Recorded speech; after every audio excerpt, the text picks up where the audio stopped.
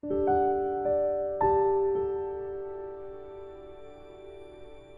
pessoal, estamos aqui com mais uma aula. Vamos falar sobre Zacarias.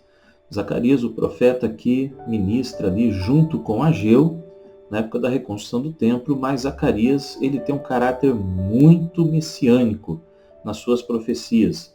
Depois de Isaías, provavelmente é o profeta com maior ênfase, maior conteúdo de profecias messiânicas. Esse livro de Zacarias, tradicionalmente, é aceito que é o próprio Zacarias é o autor, mas tem mais de 29 Zacarias no Antigo Testamento, e o nome dele significa o Senhor se lembra. E é muito propício, Deus se lembrando do povo, trazendo eles de volta do exílio, pedindo a reconstrução do seu templo para que ele pudesse voltar a habitar com o seu povo. Como Jeremias e Ezequiel, Zacarias ele era um sacerdote, nós sabemos disso porque está em Neemias 12, capítulo 12 a 16, ele aparece ali e ele é um sacerdote. Zacarias ele nasceu na Babilônia e ele acompanha o seu avô Ido no retorno ali com um grupo de exilados, 50 mil exilados que voltam com Zorobabel e o sumo sacerdote Josué, como está relatado em Neemias capítulo 12 também. O contexto é o mesmo de Ageu, eles estão profetizando com aquele grupo que voltou do exílio da Babilônia, junto com Zorobabel, começaram a reconstrução do templo, logo em seguida ao retorno, ali por volta do ano de 520, Ciro permitiu que eles voltassem. Ciro foi um instrumento de Deus para derrubar o Império Babilônico e libertar o povo do exílio. Ciro é sucedido por Cambises, um imperador que acaba morrendo numa batalha ali que ele conquista o Egito. Ele comete suicídio após a conquista do Egito. Esse imperador se suicida e Dario o substitui. Então eles estão ali no período desse imperador Dario. Eles estão começando a reconstrução do templo, param por causa de oposição ali de povos ali na região de Samaria, que estavam ali se opondo à volta desses exilados, se opondo à reestruturação deles e à reconstrução do templo. E eles vêm, Zacarias junto com Ageu, eles vêm então profetizando, animando o povo, exortando o povo, trazendo um avivamento espiritual para que o templo fosse reconstruído, e o templo é reconstruído num período de 4 anos. Provavelmente o período dos capítulos 9 a 14 de Zacarias ocorreram durante o reinado do rei Xerxes, já um outro que sucedeu Dario. Esse rei Xerxes é o rei que toma para si como esposa Ester e faz dela rainha dos persas.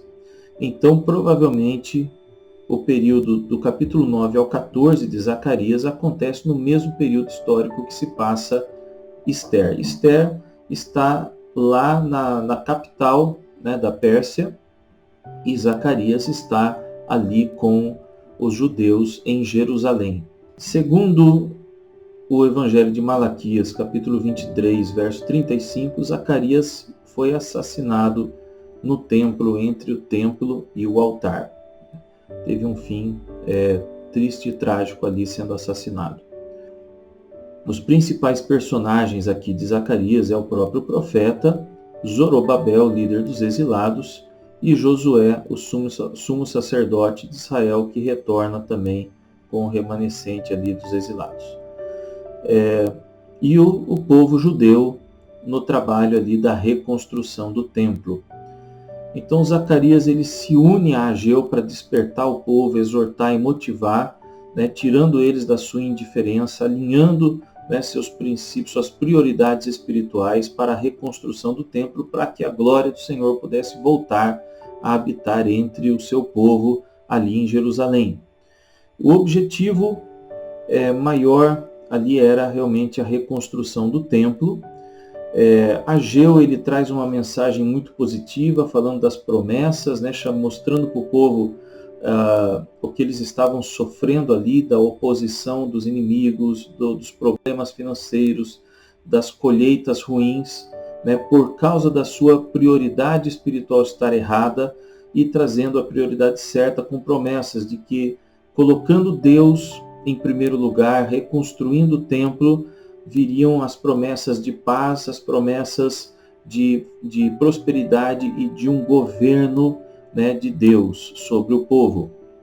Zacarias, ele também traz essa palavra profética muito positiva, mas também exortando o povo, só que ele tem um caráter muito messiânico. As suas promessas, as suas palavras proféticas são fortemente messiânicas e escatológicas, tá? São também para o povo naquele momento, mas também tem esse caráter futuro. E com relação, tudo ligado à reconstrução do templo. Então, bênçãos e prosperidades espirituais imediatas e bênçãos também futuras com a vinda do Messias para habitar o templo e reinar. Ele reanima o povo com essas palavras muito fortes, né? Um povo que estava debaixo ali de uma opressão de inimigos ali ao norte. Zacarias é marcado, as palavras dele são marcadas por muitas visões, então ele tem muitas visões, e visões bastante diferentes ali, e ele mesmo traz o próprio significado dessas visões. Nós temos ali no capítulo 1 a visão de um homem com cavalos entre algumas plantas, entre murtas. O significado dessa visão, que ele mesmo traz no próprio capítulo 1, é de que o Senhor seria novamente misericordioso com Jerusalém. São visões que, se não fossem interpretadas por Deus ali, para o próprio profeta, seria impossível saber o significado dessas visões que ele tem. Mas nós sabemos o significado exatamente porque o próprio Deus dá a interpretação para o profeta e ele registra isso ali. No capítulo 1 ainda, tem outra visão de 4 chifres e 4 artesãos. E o significado dessa visão é: aqueles que dispersaram Judá são expulsos. Outra visão no capítulo 2, um homem com uma corda de medir. E a interpretação é de que Deus será um muro de fogo protetor ao redor de Jerusalém. Então, palavras, né, de expulsar os inimigos, palavras, né, de proteção de Deus com Jerusalém. No capítulo 3, a visão da purificação do sacerdote Josué. A interpretação dessa visão é uma interpretação messiânica futura. A interpretação de que o servo, o renovo, viria para salvar. Tanto o servo quanto o renovo são o próprio Messias. No capítulo 4, uma visão do candelabro de ouro e as oliveiras. E o significado dessa visão é: o Senhor concede poder a Israel por meio de seu Espírito. Está no próprio capítulo 4. Então, promessa de poder através da habitação do Espírito Santo. No capítulo 5, a visão do pergaminho que voa é uma visão de exortação. O significado dela é a desonestidade do próprio povo é amaldiçoada. Então, Deus trazendo uma exortação e chamando a santidade. Também no capítulo 5, a mulher dentro de um cesto. O significado dessa visão é a impiedade sendo removida. Então Deus traz a exortação, apontando o pecado, e também já traz a visão da promessa da santificação, da impiedade sendo retirada. No capítulo 6, a visão das 4 carruagens. E o significado dessa visão é: os espíritos do céu executam o julgamento sobre toda a terra. Então, uma palavra profética de juízo sobre o povo de Israel. Alguns textos proféticos messiânicos muito, muito fortes e muito importantes que valem ressaltar aqui, e o cumprimento dessas palavras. Zacarias capítulo 2, verso 4 e 5. O outro anjo disse: corra e diga àquele jovem: um dia Jerusalém ficará tão cheia de pessoas e animais, que não haverá muros na cidade, pois não caberão todos dentro dela. Então eu mesmo serei um muro de fogo ao redor de Jerusalém para protegê-la, diz o Senhor. E eu serei a glória no meio da cidade. Essa palavra é cumprida lá em Apocalipse 21, 22, né? Onde Deus diz que a glória dele estará ali e que ele será, né, a própria proteção da cidade. O Senhor diz lá em Zacarias capítulo 2, verso 10 a 11: Cante alegremente, ó bela Sião, pois venho habitar em seu meio. Naquele dia, muitas nações se juntarão ao Senhor e elas também serão meu povo. Habitarei em seu meio e vocês saberão que o Senhor dos Exércitos me enviou. Também é uma profecia messiânica cumprida em Apocalipse 21 e 22. Zacarias 3, 8 a 9. Em breve trarei meu servo, o renovo, que é o Messias. Agora olhem para a pedra que coloquei diante de Josué, uma única pedra com 7 faces, gravarei nela a inscrição, diz o Senhor dos Exércitos, e em um só dia removerei os pecados dessa terra. Zacarias 3, 8 a 9. Profecia que se cumpre nos evangelhos da morte de Cristo, né, com o sacrifício do Senhor Jesus, com a sua obra para remir os pecados. Também ali em Zacarias 6, 12 a 13, assim diz o Senhor dos Exércitos, aqui está o homem chamado Renovo. Novamente falando do Messias, ele brotará de seu lugar e construirá o templo do Senhor. Sim, ele construirá o templo do Senhor, então receberá a honra devida e de seu trono governará como rei. De seu trono também servirá como sacerdote e haverá harmonia perfeita entre as duas funções. É o Messias que é o rei e sacerdote eterno. Essa profecia aponta a morte e ressurreição de Cristo, né? onde faz dele mesmo, né? onde Cristo, né, faz de cada nascido de novo, através dele, de cada nova criatura, né, através da salvação em Cristo, um templo para o Senhor, né? E também Apocalipse 21, 22, onde Deus e o Cordeiro são o templo eterno, e também essa mesma palavra aqui também se cumpre em Hebreus 8, 1, onde Cristo é sacerdote e rei. Então essa palavra profética ela se cumpre em vários momentos no Novo Testamento. Ela se cumpre onde Cristo ele faz um templo em cada novo convertido, em cada nascido de novo. Ela se cumpre onde Cristo faz de si mesmo rei e sacerdote eterno, como nós vemos em Hebreus 8:1. Também Zacarias 11, 12 e 13. Então eu lhes disse, se quiserem, paguem meu salário, mas se não quiserem, não me paguem. E eles me pagaram 30 moedas de prata. Então o Senhor me disse, lance isso à tesouraria, esse preço fabuloso pelo qual me avaliaram. Peguei as 30 moedas de prata e as lancei à tesouraria no templo do Senhor. Essa palavra se cumpre em Mateus 26 e 27, quando Judas recebe 30 moedas de prata para trair o Senhor e depois, com remorso, lança essas 30 moedas ali no templo. Tem várias outras palavras proféticas messiânicas em Zacarias, né? Vários outros textos, para ver todos tomaria muito tempo. Mas quais as doutrinas que nós podemos extrair de Zacarias?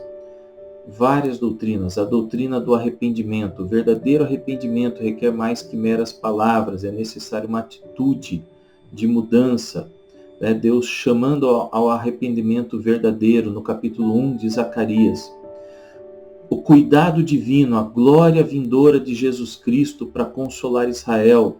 Também ali no capítulo 1 de Zacarias, a rejeição do Messias em sua primeira vinda, que nós vimos ali no capítulo 9 a 11 de Zacarias, depois no 13, que nós vimos cumprido o cumprimento disso também ali em Judas de maneira muito clara, né?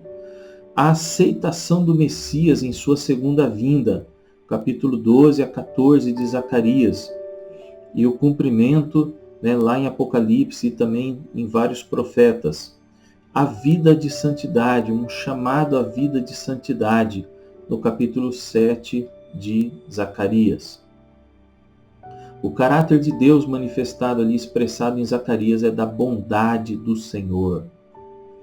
E Cristo em Zacarias. Vimos vários textos chaves messiânicos, né?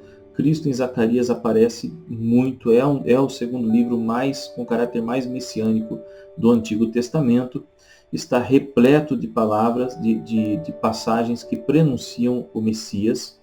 Nós vemos Cristo como o servo, como o renovo, como o sacerdote no trono, né? O sacerdote que também é rei, e também como aquele a quem transpassaram. No capítulo 12, é muito lindo esse texto messiânico, né? Vale a pena nós lermos aqui, Zacarias 12, 10 a 11. Então derramarei um espírito de graça e orarão sobre a linhagem de Davi os habitantes de Jerusalém. Olharão para aquele a quem transpassaram e chorarão por ele, como quem chora a morte do filho único. Lamentarão amargamente por ele, como quem lamenta a perda do filho mais velho. Naquele dia o pranto em Jerusalém será como grande pranto por Hadad-Rimon no vale de Megido. Então Zacarias 12, 10 a 11, profetizando e prenunciando a morte, né, do Messias na cruz, quando ele é transpassado ali pelos cravos, quando ele tem seu lado furado pela lança. Zacarias descreve Cristo como humilde e triunfante. Ele é o rei que traz salvação, mas vem com humildade montado num jumento também. No capítulo 9, verso 9, outra profecia de quando Cristo entra em Jerusalém montado num jumentinho. Então, várias profecias messiânicas extremamente claras e detalhadas que se cumpriram nos evangelhos no Senhor Jesus. Ficamos aqui com o livro de Zacarias. Até o próximo. Deus abençoe.